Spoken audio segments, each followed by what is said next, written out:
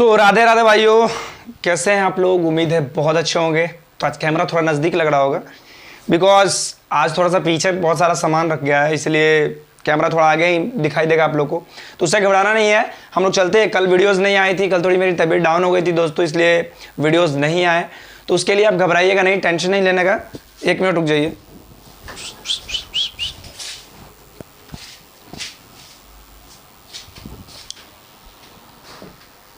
चलो वापस आ गए हम लोग दोस्तों। तो आज का टॉपिक है रीजनिंग, और मैं आज रीजनिंग बताने वाला हूं। बहुत बार आप लोग को रीजनिंग के बारे में डाइस बताया था। हाँ, एक लास्ट वीडियो में आप लोग को डाइस बताया था, और वो डाइस जो था बहुत ही मोस्ट इंपॉर्टेंट था, क्योंकि उस डाइस में आप लोग को पता चल गया होगा कि ये जो पासा होते हैं, पासा कैसे होते हैं, कितने रूप, मानव पासा और साधारण पासा के बारे में आप लोग को बता दिया था, है ना। स्टैंडर्ड डाइस और जनरल डाइस के बारे में बता दिया था। तो उम्मीद है दोस्तों आप लोग को वो डाइस आपको बिल्कुल समझ में आ गया होगा।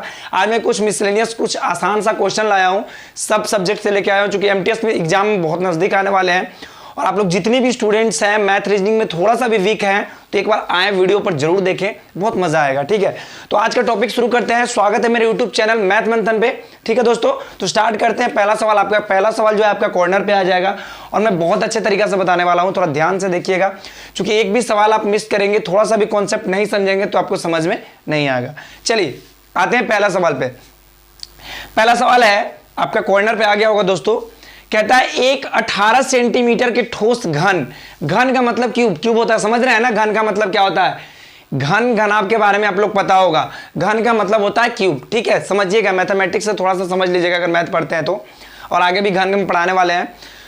घन से यदि 3 सेंटीमीटर के छोटे छोटे घन बनाए जाए, समझिएगा यहाँ पे कॉन्सेप्ट समझने वाली बात यह है, एक बड़ा सा घन बनाना है दोस्तों, एक 18 सेंटीमीटर का, यानी कि जो बड़ा सा बनाने वाला है 18 सेंटीमीटर वाला, वो छोटा कितना, यानी कि बड़ा बनाना है 18 सेंटीमीटर का, और छोटा वाला, यानी कि इस प्रकार का क्वेश्चन जब भी पूछे तो कुल कितने घन बनेंगे, हमको क्या पूछ रहा है, कुल कितने घन बनेंगे। सिंपल सा यहाँ पे एक अपना दिमाग से, माइंड से जरा सोचिएगा।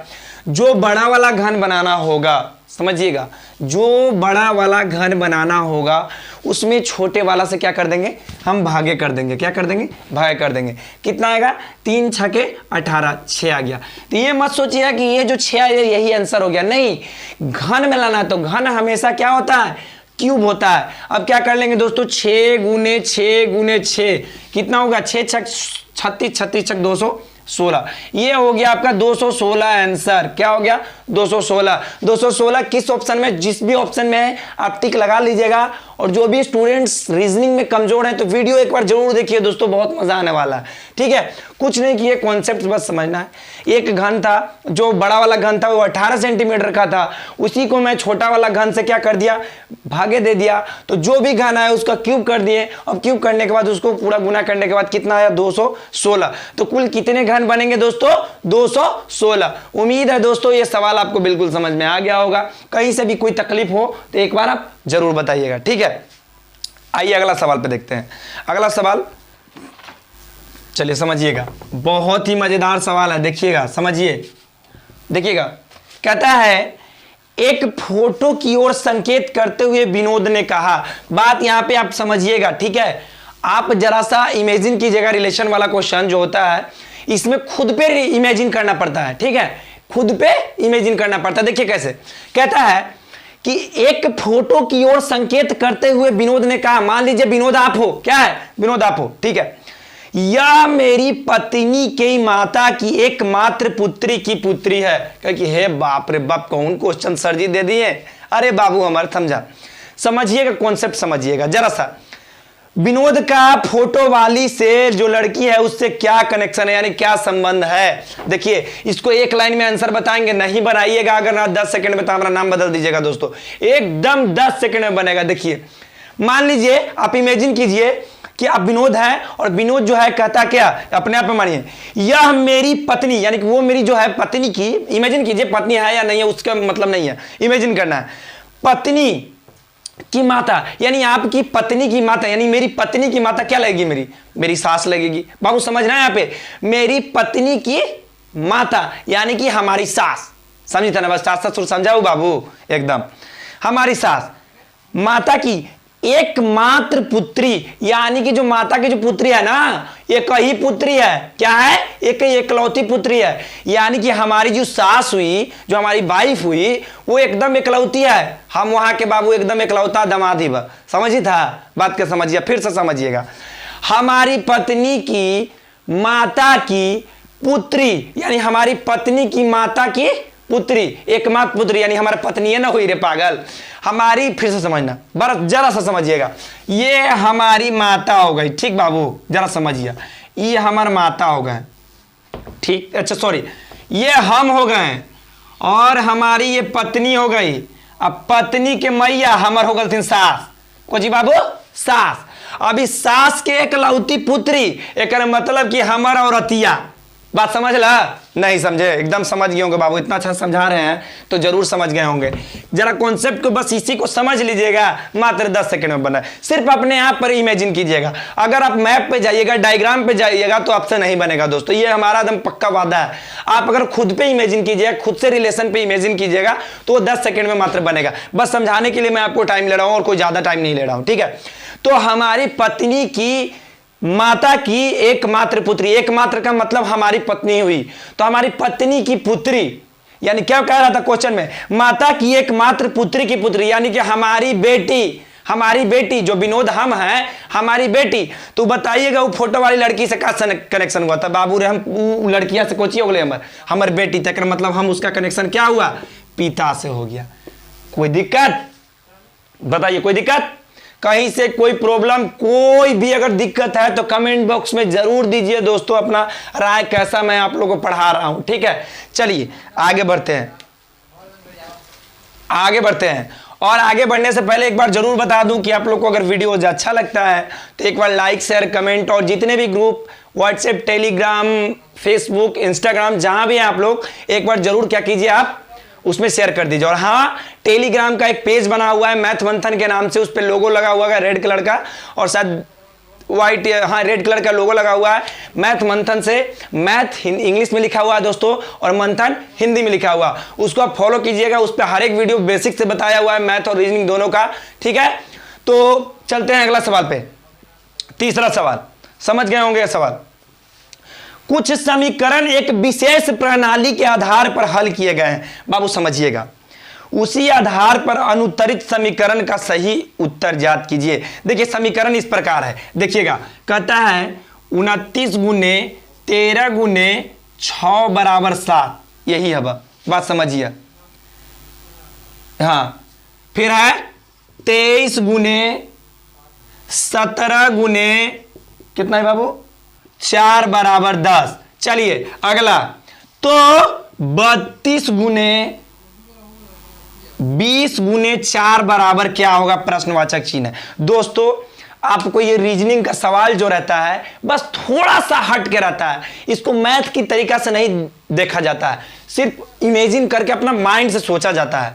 इसको तरीका अलग नहीं, एकदम सबसे पूरा पृथ्वी का सबसे आसान सब्जेक्ट होता है मेरे भाइयों रीजनिंग, ठीक है? अगर हाँ एक बात और नहीं समझ में आएगा तो सबसे हार्डो है बहू, ठीक है? चलिए सवाल समझिएगा। सवाल इस प्रकार है कि बाबू एगो अनुत्तरित समीकरण दिया हुआ है। देखिए समीकरण इस प्रकार है, उसको उचित ढंग से एक प्रकार से इसको क्या किया गया है? हल किया गया है उचित प्रणाली से। कौन सा प्रणाली से किया गया है? कि 29 गुने 13 गुने 6 बराबर 7। आखिर 29 13 6 को क्या किया है कि हमारा 7 आएगा? आखिर 29 13 6 को क्या करे कि हमारा 7 आ जाए? उसी प्रकार 23 17 4 को हम आखिर क्या करें कि हमारा क्या आ जाए? 10 आ जाए। बात समझिएगा, यहां समझने वाली बात है। यहां पर 23 17 4 को हम क्या करें कि हमारा क्या आ जाए?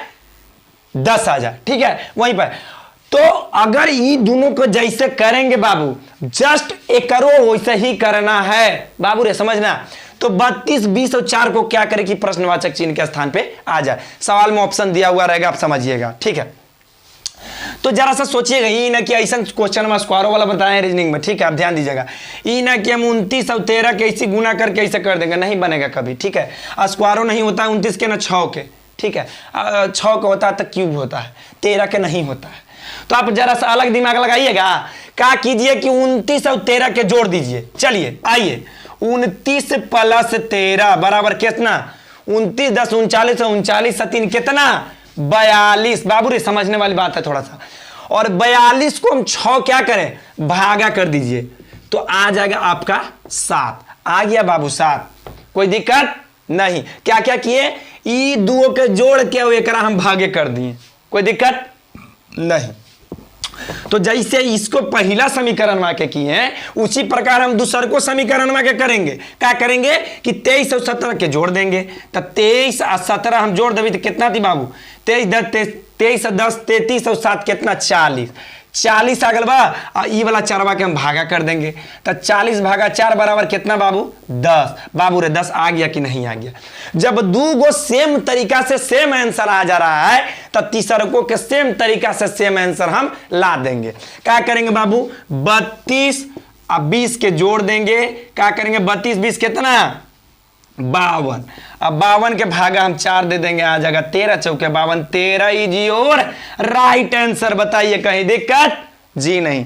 दोस्तों उम्मीद है कि आपको यह सवाल जरूर समझ में आ गया होगा। और इस प्रकार का सवाल जब भी आपको एग्जाम में पूछा, मैं जितना भी सवाल करवा रहा हूं सब एग्जाम से रिलेटेड करवाऊं, हर एक एग्जाम में पूछा गया सवाल मैं लिया हूं, ठीक है। तो आइए एक बार जरूर वीडियो पे जुड़िए, एक बार जुड़िएगा तो देखिएगा एकदम गर्दा गर्दा उड़ जाएगा। देखिएगा, आइए अगला सवाल, इस पे मत जाइएगा, इस पे क्या, ठीक है, उस पे ध्यान मत दीजिए, इस पे ध्यान दीजिए, इस पे मत ध्यान दीजिए। ये क्या है, यहां दीजिए कि ये टैलेंट इसमें क्या है और यहां पे कैसे हम बता रहे हैं, ठीक है। आइए चौथा सवाल पे जुड़ते हैं दोस्तों। चौथा सवाल क्या कहता है दोस्तों, हम कल वीडियो नहीं डाले थे, मैं बता दिया हूं, मेरी थोड़ी तबीयत डाउन थी इसलिए मैं वीडियो नहीं डाला था दोस्तों, इसके लिए माफी चाहता हूं। चौथा सवाल, यदि ट्रैक्टर को 14, बाबू देखा यहां ट्रैक्टर को स्पेलिंग TRACTOR हो, TER, ट्रैक्टर को बाबू 14 लिखल जा रहा है, कोई दिक्कत नहीं। ट्रॉली को क्या लिखा जा रहा है, TROLLEY को लिखा जा रहा है 14। क्या लिखा जा रहा है 14। तो बताइए कि SCOOTER स्कूटर को कितना लिखा जाएगा, समझिएगा। आखिर हम ट्रैक्टर को क्या करें कि हमारा 14 आ जाए, आखिर हम ट्रॉली को क्या करें कि 14 आ जाए, तो उसी प्रकार स्कूटर को क्या हम करेंगे कि प्रश्नवाचक चिन्ह के स्थान पे आ जाए। तो इस प्रकार का जब भी सवाल पूछे तो आप ये नहीं कर देना कि टी का कितना होता है, आर का कितना होता है, ए का कितना होता है, सी का कितना होता है। इतना करने पर आपको गलती हो जाएगा। बस अब संख्या को गिन दीजिए, क्या कर दीजिए, 1 2 3 4 5 6 7 के वो है 7। अब बराबर कितना दिले बाबू 14। तो 7 को 14 कैसे लाएगा, क्या किए कि 14 आ गया, तो इसमें हम 2 को गुना कर दिए। क्या कर दिए, 7 में 2 से गुना किए तो आ गया 14। अगला संख्या गिनेंगे 1 2 3 4 5 6 7, इसको में भी 7 है बाबू, तो इसको में भी क्या है बराबर 14 है। तो एक में हम क्या करेंगे 2 से गुना कर देंगे तो आ जाएगा 14, कोई दिक्कत नहीं। उसी प्रकार एक और संख्या गिनेंगे 1 2 3 4 5 6 7, तो 7 को एक रो में हम क्या करेंगे बाबू, सबको 2 से गुना किए तो एक रो में 2 से गुना कर देंगे, तो 7 दूनी 14। यही हो गया, दिस इज योर आंसर, कोई दिक्कत नहीं। उम्मीद है दोस्तों आपको समझ में आ गया होगा सवाल। चलिए अगला सवाल पे चलते हैं। और अगला सवाल पे जाने से पहले एक बार फिर से कह रहा हूं कि अगर वीडियो आपको अच्छा लगता है तो लाइक शेयर जरूर कर दीजिए दोस्तों, कमेंट भी एक बार कर दीजिए कैसा वीडियो लग रहा है। चलिए आखिरी सवाल, 5वां सवाल, दिए हुए श्रृंखला में छूटे हुए अक्षर कौन कौन से है। देखिए बाबू इस प्रकार हवा, खाली जगह यह हवा, ओकर बाद हवा CD, कोची हवा CD। ई वाला पिछला रीजनिंग में बताए हैं ऐसा सवाल, खाली जगह, फिर कोची हवा B, फिर खाली जगह,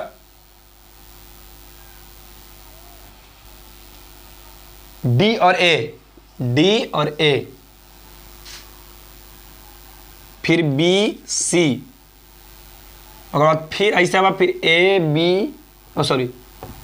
B C D A। चलिए ये वाला सवाल में जब भी हम बोल रहे कि कुछ भी नहीं करना, सबसे पहले जितने खाली स्थान रहे अक्षर है अल्फाबेटिकल सबको काउंटिंग कर लेना है। चलिए 1 2 3 4 5 6 7 8 9 10 11 12 13 14 15 16 होना चाहिए, कहीं गलती कर दिया क्या।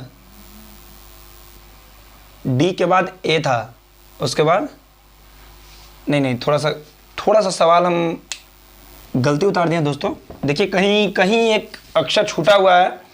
सो देखते हैं बी नहीं सॉरी सी डी उसके बाद बी डी ए उसके बाद बी सी उसके बाद बी सी फिर खालिस्तान उसके बाद ए क्या है, उसके बाद ए छूट गया था दोस्तों, ठीक है क्या है ए छूट गया था। चलिए क्या कीजिएगा, अब 16 हो गए। तो 16 जब भी होता है जितने अक्षर होते हैं इसको हम 4 भागों में बांट लेते हैं। क्या करते हैं, 4 भागों में बांटते हैं।